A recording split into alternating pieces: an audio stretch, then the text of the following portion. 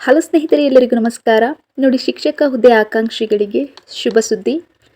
2025 ಪ್ರಾಥಮಿಕ ಶಾಲೆಗಳಲ್ಲಿ 1180 ಸಹಾಯಕ ಶಿಕ್ಷಕರ ನೇಮಕಾತಿಗೆ ಅಧಿಸೂಚನೆಯನ್ನು ಹೊರಡಿಸಿದ್ದಾರೆ. ಈ ಹುದ್ದೆಗೆ ಸಂಬಂಧಿಸಿದಂತೆ ಅಪ್ಲಿಕೇಶನ್ ಡೇಟ್, ಯಾರೆಲ್ಲ ಅರ್ಜಿಯನ್ನು ಸಲ್ಲಿಸಬಹುದು, ಅರ್ಹತೆಗಳೇನು, ವಯಸ್ಸಿನ ವಯೋಮಿತಿ, ಹಾಗೆ ಅರ್ಜಿ ಸಲ್ಲಿಸುವ ವಿಧಾನ, ಆಯ್ಕೆಯ ಪ್ರಕ್ರಿಯೆ, ಕಂಪ್ಲೀಟ್ ಡೀಟೇಲ್ಸ್ ಈ ವಿಡಿಯೋ ಮುಖಾಂತರ ನೋಡ್ತಾ ಹೋಗೋಣ. ಎಲ್ಲೂ ವಿಡಿಯೋವನ್ನ ಸ್ಕಿಪ್ ಮಾಡದೆ ಅಬ್ಸರ್ವ್ ಮಾಡಿ ಸ್ನೇಹಿತರೆ. ಮೊದಲನೆಯದಾಗಿ ಯಾರೆಲ್ಲ ಈ ಒಂದು ಹುದ್ದೆಗೆ ಅರ್ಹರು ನೋಡಿ. ಇಲ್ಲಿ ತಿಳಿಸಿರುವಂತೆ ಇದೀಗ ದೆಹಲಿ ಅಧೀನ ಸೇವೆಗಳ ಆಯ್ಕೆ ಮಂಡಳಿ ಪ್ರಾಥಮಿಕ ಶಾಲೆಗಳಲ್ಲಿ ಈಗ 1180 ಸಹಾಯಕ ಶಿಕ್ಷಕರ ಹುದ್ದೆಗಳ ನೇಮಕಾತಿಗೆ ಅಧಿಸೂಚನೆಯನ್ನ ಹೊರಡಿಸಲಿದೆ. ಅರ್ಜಿ ಸಲ್ಲಿಕೆಯ ಒಂದು ಪ್ರಕ್ರಿಯೆ ನೋಡಿ, ಇದೇ ತಿಂಗಳು ಸೆಪ್ಟೆಂಬರ್ 17ರಿಂದ ಪ್ರಾರಂಭವಾಗಲಿದ್ದು, ಈ ಒಂದು ಹುದ್ದೆಗೆ ಅರ್ಜಿಯನ್ನು ಸಲ್ಲಿಸುವಂತಹ ಕೊನೆಯ ದಿನಾಂಕ ಅಕ್ಟೋಬರ್ 16. ನೋಡಿ, ಆಸಕ್ತ ಅಭ್ಯರ್ಥಿಗಳು ಈ ಒಂದು ಮಂಡಳಿಯ ಅಧಿಕೃತ ವೆಬ್ಸೈಟ್ನಲ್ಲಿ ನೀವು ಆನ್ಲೈನ್ ಮುಖಾಂತರವೇ ನೀವು ಅರ್ಜಿಯನ್ನು ಸಲ್ಲಿಸಬೇಕು ಅಂತ ಹೇಳಿದ್ದಾರೆ ಸ್ನೇಹಿತರೆ. ಈ ಒಂದು ವೆಬ್ಸೈಟ್ ಲಿಂಕು ಅಂದರೆ ಈ ಒಂದು ಮಂಡಳಿಯ ಅಧಿಕೃತ ವೆಬ್ಸೈಟ್ ಲಿಂಕು ಇದೇ ವಿಡಿಯೋ ಡಿಸ್ಕ್ರಿಪ್ಷನ್ ಬಾಕ್ಸಲ್ಲಿ ಅವೈಲೇಬಲ್ ಇರುತ್ತೆ. ಈ ಒಂದು ವೆಬ್ಸೈಟ್ ಮುಖಾಂತರ ನೀವು ಅರ್ಜಿಯನ್ನು ಸಲ್ಲಿಸಬೇಕಾಗುತ್ತೆ ಸ್ನೇಹಿತರೆ. ಓಕೆನಾ? ನೆಕ್ಸ್ಟ್, ಈ ಹುದ್ದೆಗೆ ಯಾರೆಲ್ಲ ಅರ್ಜಿಯನ್ನು ಸಲ್ಲಿಸಬಹುದು, ಇದು ಮೇನ್ ಇಂಪಾರ್ಟೆಂಟು.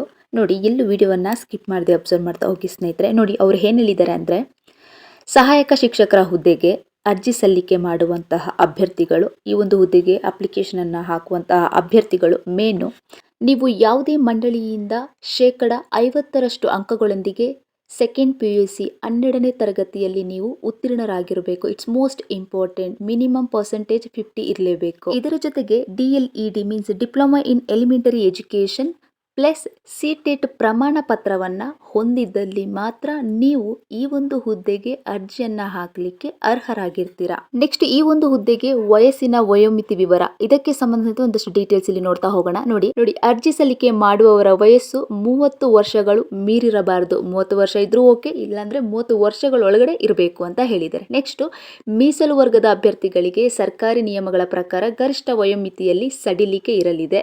ಓಕೆ. ಹಾಗೆ ಈ ಹುದ್ದೆಗೆ ಅರ್ಜಿಯನ್ನು ಸಲ್ಲಿಸುವಂತಹ ಶುಲ್ಕ ನೋಡಿ, ಸಾಮಾನ್ಯ ವರ್ಗದ ಅಭ್ಯರ್ಥಿಗಳಿಗೆ 100 ರೂಪೀಸ್ ಮೀನ್ಸ್ 100 ಅವರಿಗೆ ಅರ್ಜಿ ಶುಲ್ಕ ಇರುತ್ತೆ. ಮಹಿಳೆಯರು, SC ST ಮತ್ತು ವಿಕಲಚೇತನ ವರ್ಗದ ಅಭ್ಯರ್ಥಿಗಳಿಗೆ ಯಾವುದೇ ಶುಲ್ಕ ಇರೋದಿಲ್ಲ. ಇದು ನಿಮಗೆ ತಿಳಿದಿರಲಿ. ನೆಕ್ಸ್ಟು, ಈ ಹುದ್ದೆಗಳಿಗೆ ಅರ್ಜಿ ಸಲ್ಲಿಸುವ ವಿಧಾನ ತುಂಬ ಸಿಂಪಲ್ ಸ್ಟೆಪ್ಸು, ಒಂದಷ್ಟು ನೀಟಾಗಿ ಅಬ್ಸರ್ವ್ ಮಾಡ್ತಾ ಹೋಗಿ. ನೋಡಿ, ಇಲ್ಲಿ ಮೊದಲನೇದಾಗಿ ಅಧಿಕೃತ ವೆಬ್ಸೈಟ್, ಈ ಒಂದು ವೆಬ್ಸೈಟ್ ಲಿಂಕ್ ಮೊದಲು ಆವಾಗಲೇ ಹೇಳಿದಾಗೆ ಇದೇ ವಿಡಿಯೋ ಡಿಸ್ಕ್ರಿಪ್ಷನ್ ಬಾಕ್ಸಲ್ಲಿ ಅವೈಲೇಬಲ್ ಇರುತ್ತೆ. ಮೊದಲನೇದಾಗಿ ಈ ಒಂದು ವೆಬ್ಸೈಟ್ಗೆ ನೀವು ಭೇಟಿ ನೀಡಬೇಕು.